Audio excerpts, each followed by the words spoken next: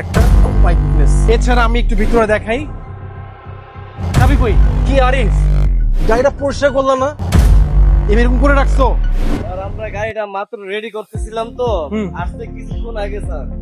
ও হ্যাঁ, গাড়িটা আসছে পোর্ট থেকে, আমরা তো রেডি করতেছিলাম, এর মধ্যে আল্লাহ সুবহানাহু ওয়া তাআলার পক্ষ থেকে বৃষ্টি হয়ে হাফ রেডি হয়ে গেছে। ফুল রেডি করতে আমাদের আর কিছুক্ষণ সময় লাগবে, মোটামুটি 1 ঘন্টার মতো। এটা হচ্ছিল বক্স সিট 2022-এর SZ প্যাকেজ। ফরচুনেটলি বলেন আর আনফরচুনেটলি, এই গাড়ির সাথে আপনার হেডস আপ ডিসপ্লে আসছে, 360 ক্যামেরা। আর মাইলেজটা তো বললেন না। ও, এই গাড়ির মাইলেজ হচ্ছিল আপনার 20,000 কিলোমিটার চলা প্লাস, যেটা জাপানের রাস্তায় চলেছিল। আপনারা নিজেরা ভেরিফাই করে দেখতে পারবেন ইনশাল্লাহ। এখন আমি পিছনের সিটটা একটু দেখাই। অপশনটা লেগ রেস্ট, গাড়ির সাথে থাকতেও পারে নাও থাকতে পারে, অপশন টু অপশন ভ্যারি করে এই গাড়ির সাথে এসছে।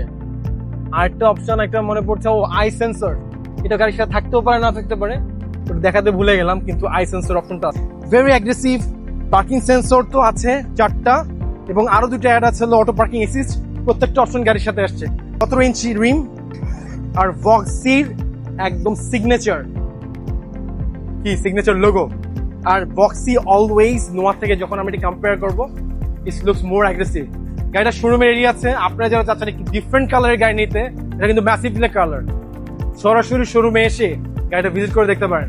আপনার সাথে তখন ছিলাম নাইম চৌধুরী, কার কাছে গাড়ির শোরুমের ফাউন্ডার। খেলা থাকার জন্য আপনাদের সকলকে অসংখ্য ধন্যবাদ।